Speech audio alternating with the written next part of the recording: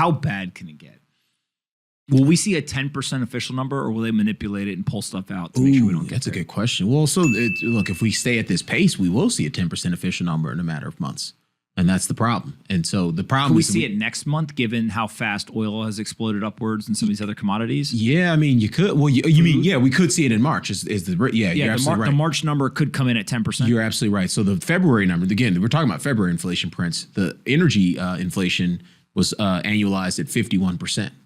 And so that probably is going to double in March. And so we could very much see something that looks like 10% inflation. So again, the Fed is they're toast. I mean, they whatever financial stability mandate they have, or whatever inclination you might have thought as an investor that they're going to protect risk assets or protect growth, protect the economy, I think you have to throw those out the window. And the sooner you throw them out the window, the more likely it is you're going to not lose a lot of money.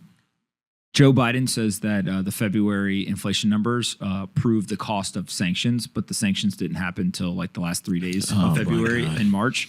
What do you think about that? Oh, my God. Don't get me started with the politicians now. It's like, oh, well, it's all sanctions in the Russian war in Ukraine. Like, these are February data points. You know, like, what are you talking about? You mean the inflation couldn't tell the future? Yeah, I know, dude. But look, this is the problem with politicians, right? They are still living in the newspaper radio era where they think we're all uneducated and uninformed.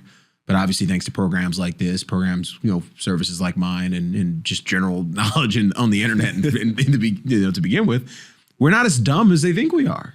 People are pissed off. I think there's the serious zeitgeist. I can see it in all the statistics. Consumer confidence is rancid right now. And we are talking about an economy that is, most recent GDP print is a 7% growing economy. It's 3 times our potential growth rate, and people are pissed off. What happens when they're pissed off and we slow back to trend or below trend? As our models project for in the second half of this year. And so this is a big problem. I don't see how we get out of this very easily. And sometimes there's not always an easy answer, right? If they raise interest rates, is it pretty much a guarantee we'll go into a recession?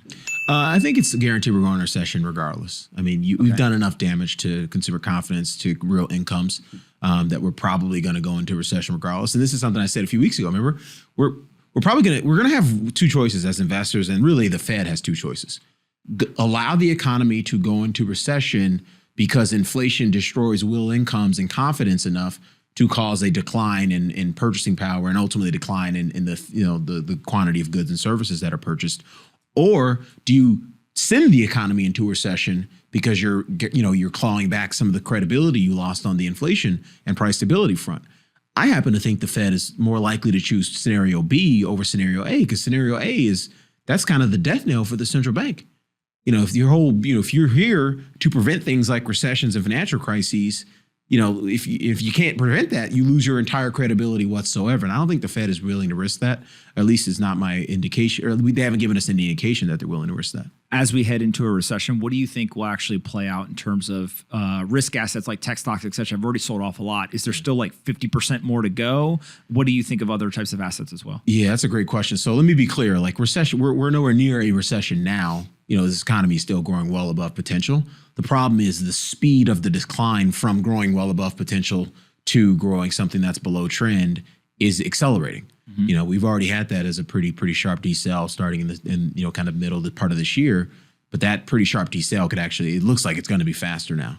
And so as it relates to asset prices, it seems like we're only, and I hate to use the word seems like, but there's really not too many perfect corollaries to what we're experiencing. I mean, you can sort of cite the 1970s as it relates to the response of asset markets to what we're experiencing today. I happen to think where we are today is somewhere between. It's a hybrid between the 2000 and 2002 unwind of the tech bubble and the 2018 experience where the Fed was sort of tightening and didn't realize the economy was slowing, and ultimately the markets had to tell the Fed to back off.